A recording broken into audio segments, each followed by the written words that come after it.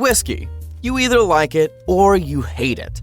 You've sipped it neat, on the rocks, or mixed in a cocktail, but have you ever wondered where that glass of whiskey came from? The world of whiskey making is huge. So today, let's talk all about distilleries. From mashing grains to aging in oak barrels, get ready to learn the secrets behind your favorite liquor.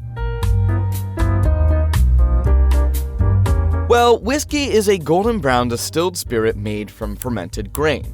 It's aged in wooden barrels, giving it its signature flavors. Most whiskeys pack at least 40% alcohol by volume, or ABV. There are many types of whiskey, each with its own unique traits.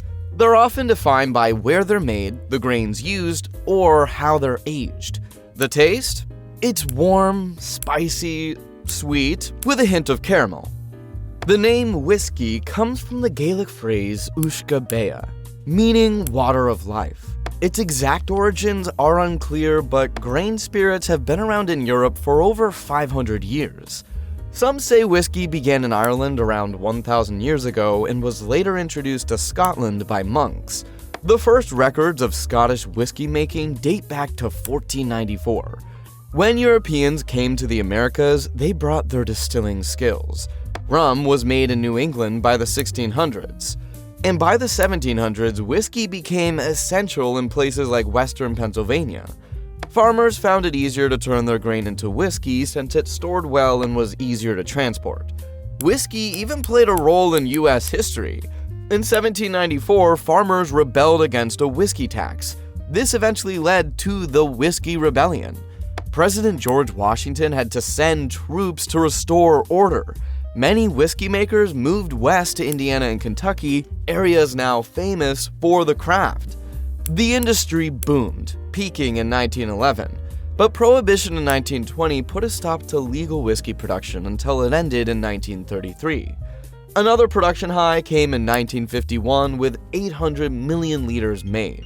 Today, the US produces around 400 million liters annually.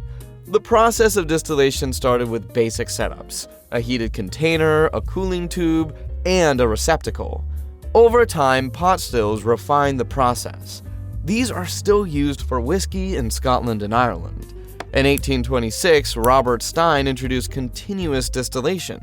This method is now standard for mass-produced whiskey.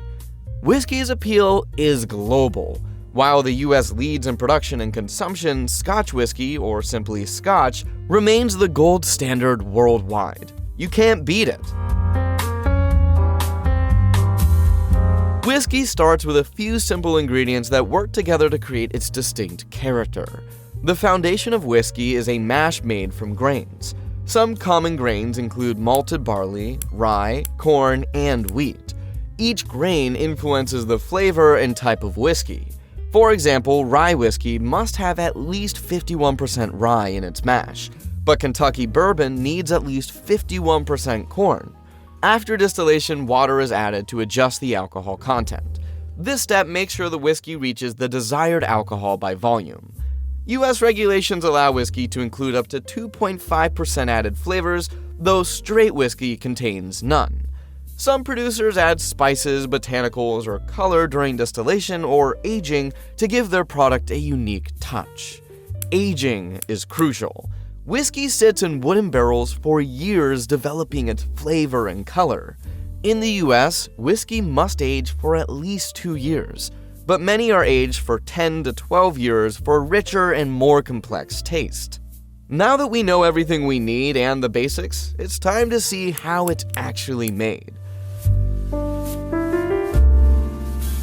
Every whiskey starts with grain, either malted or unmalted. Truckloads of grain arrive straight from farms and are stoned in silos. But before they're used, the grain is carefully inspected and cleaned to remove dust and any unwanted particles. For malt whiskey, barley is the star ingredient. It goes through a process called malting, where the grains are moistened and allowed to partially germinate. During germination, enzymes are released to turn starches into sugars. The process is halted by drying the barley with heat. This method is commonly used in Scotch whiskey. Other whiskeys, like Irish single pot still or bourbon, use unmalted grains instead. The next step is mashing. This is where grains are mixed with water to create a base for fermentation. Whiskey makers take the chosen grains, like malted wheat, flaked maize, or rye, and they combine it with hot water and stir the mix to make sure everything blends. During this stage, starches in the grains are broken down into sugars.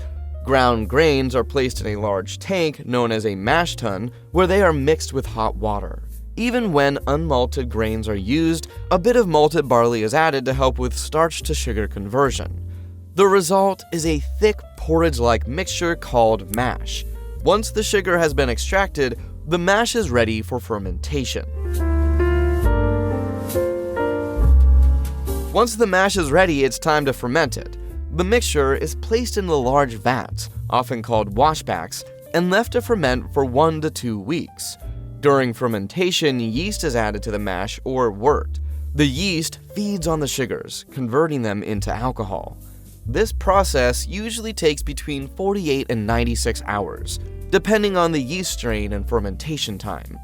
The result is a beer-like liquid called distiller's beer or wash, which has an alcohol content of around 7 to 10%. After fermentation, the solids are separated and discarded. The liquid alcohol, or ethanol, moves on to the next stage of whiskey making. Distillation is where whiskey starts to take shape. It purifies the alcohol by heating the liquid until it vaporizes and then cooling it back into a liquid. This process basically increases the alcohol content and removes impurities. Most distillation happens in copper stills, which also help eliminate unwanted flavors. But this step is crucial, especially since there are 2 main types of stills: pot stills and column stills. Pot stills are commonly used for Scotch malt whiskeys, Irish whiskeys, and some American whiskeys. This process works in batches. First, the wash is heated in the low wine still. Since alcohol boils at a low temperature than water, the alcohol vapor rises and passes through the still neck. Then, it's condensed into liquid. This liquid, around 20% ABV, is distilled again in the spirit still. Sometimes a third distillation is added. The final spirit comes out at 60% to 70% ABV. Distillers separate the heads and tails, which are basically the beginning and end of the distillation. It's because the flavor is not pleasant. You don't want that in your bottle. The best part, called the heart, is collected for aging. Then there are the column stills or coffee stills. They're used for bourbon, rye, and many grain whiskeys. But unlike pot stills, they run continuously. The distiller's beer enters at the top and flows downward through perforated plates. Steam rises from the bottom, separating the alcohol vapor from solids. As the vapor moves through the plates, heavy substances are removed. So the alcohol content increases. The vapor is then condensed into liquid. Column stills can produce alcohol as high as 95% ABV, but whiskeys typically distilled to a lower proof. Some distilleries use hybrid stills, which combine pot and column still designs for versatility. But here's the thing, not all liquid from distillation is created equal. As the ethanol distills, its composition changes. Distillers carefully separate it into different parts. The first 35% of the run, called the foreshots and heads, contains methanol and acetone. These can be volatile, toxic, and definitely not the kind of thing you want in your whiskey. So distillers discard them. Next comes the star of the show, the hearts. This middle 30% is pure, clean, and packed with flavor. Finally, the tails make up the last 35%. These are less refined but can be redistilled to squeeze out any remaining potential. By sorting these parts, distillers make sure only the highest quality liquid moves forward. But this is also to minimize waste. Then we come to the maturation of the whiskey. This is where whiskey gets its signature character. After distillation, the liquid is poured into wooden barrels and left to age for at least 2 years, and usually much longer. The type of barrel makes all the difference. American bourbons and ryes must be aged in brand new charred oak barrels. But Scotch whiskies often use barrels that previously held sherry or wine. Some barrels are toasted, others heavily charred, and each method influences the flavor, color, and aroma of the whiskey. As the spirit sits in the barrel, it interacts with the wood, soaking up its natural compounds. Over time, some of the alcohol evaporates. It's affectionately called the angel share. This evaporation fills the aging warehouse with a warm, rich aroma that whiskey fans can only dream of. When the aging is complete, distillers test the whiskey to ensure it has the right alcohol content. Some add filtered water to adjust the proof, either before aging, after aging, or both. The result? A beautifully matured whiskey that's ready for the final steps. Now to the blending. This is where art meets science. But not all whiskeys are blended though. Straight whiskeys and single malt scotches skip this step. They're bottled straight from the barrel. But for most other types, blending is so important to achieving a consistent taste profile. Here's how it works. Different batches of whiskey are mixed to create a balanced flavor. Neutral grain spirit might be added to mellow things out, while caramel ensures a uniform color. Some blends even get a touch of sherry or port wine to help the flavors harmonize. Blended Scotch whiskey, for example, combines several strong malt whiskeys with milder grain whiskeys. Premium blends can include over 60 different malt whiskeys. It's a critical step that separates good whiskey from truly great whiskey, especially for Scotch. And you have to remember, whiskey isn't a one-size-fits-all spirit. Its character is shaped by where it's made, the grains in its mash, and how it's blended or aged. Each type tells a unique story, starting with blended whiskey, which combines various whiskeys for a smoother flavor, sometimes from different distilleries. Bourbon takes us to America, often Kentucky, with its requirement of at least 51% corn in the mash and aging in new charred oak barrels. The result is a sweet, nutty profile. But Canadian whiskey must be aged for at least 3 years in Canada and can include flavorings. Each brand has its own personality. Ireland brings us Irish whiskey. It's crafted from malt, barley, and other grains and aged in wooden casks for a minimum of 3 years. Its smooth, subtle character often shines when aged in sherry or rum barrels. Japanese whiskey, inspired by Scotch, offers a diverse range of flavors, some smoky and Scotch-like, others uniquely Japanese thanks to local oak. Rye whiskey, with its mash bill of at least 51% rye, is lighter-bodied but delivers a distinctive spiciness. Like bourbon, it's aged in new charred oak barrels in the US. Scotch whiskey, made in Scotland and aged for at least 3 years, owes its smoky edge to peat fires used during production. For those who appreciate purity, single malt whiskey comes from a single distillery using one type of malted grain. It might include whiskey from several barrels unless it's labeled single cask. Finally, Tennessee whiskey adds its own twist. It filters the spirit through sugar maple charcoal before aging. Known as the Lincoln County process, this step gives it a smooth, distinct flavor. Every type of whiskey follows its own rules. So if you're a fan, there's a lot to explore. The process of whiskey making wraps up with bottling. Once the whiskey has matured to perfection, it's poured into labeled bottles, ready for the world to enjoy. Whiskey makers make sure it's bottled at a minimum of 40% ABV. Before this step, it might go through a filtration process like chill filtering, which keeps it clear even when served with ice.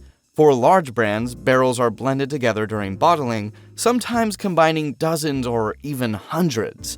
If a single barrel is bottled on its own, the label proudly displays single cask or single barrel. Honestly, quality control is the backbone of whiskey making. Every step, from filtering water to monitoring distillation temperatures, is carefully managed. Grains are screened for the perfect size, and yeast is grown with precision to avoid contamination. Even during aging, master tasters sample the barrels to ensure they're on track. When it's time to blend, master blenders step in to make the ideal flavor for each batch. But even with all these steps, whiskey making is still a near-zero waste process. Leftover mash finds new life as animal feed, and even the charcoal used in Tennessee whiskey becomes barbecue briquettes. But as the whiskey industry moves forward, the future looks more exciting. With advancements in technology and a growing interest in sustainability, whiskey makers are exploring new methods to craft their spirits. One trend is the push toward eco-friendly production practices. Distilleries are investing in renewable energy sources, like solar and wind, to reduce their carbon footprint. Some are even experimenting with water-saving techniques. The use of alternative barrels is another one. While oak has been the staple for centuries, some distillers are exploring different woods or even reusing barrels to create unique flavor profiles. Expect to see more whiskeys aged in exotic barrels, like cherry wood or maple. And that's not all. Innovation in whiskey production also means more experimentation with aging methods. Some distilleries are accelerating the aging process using technology that mimics the natural aging environment. They do this by controlling temperature and humidity or using pressure to speed up the maturation. On the consumer side, whiskey fans are looking for more personalized experiences. You can get limited edition releases to customizable labels. As new whiskey drinkers enter the market, they have a lot to look forward to. Well, there you have it, the look behind the whiskey in your glass. If you enjoyed this dive in the how, check out more videos on our channel. From how your favorite foods are made to everyday items, there's a lot to find out. Until then, thanks for watching.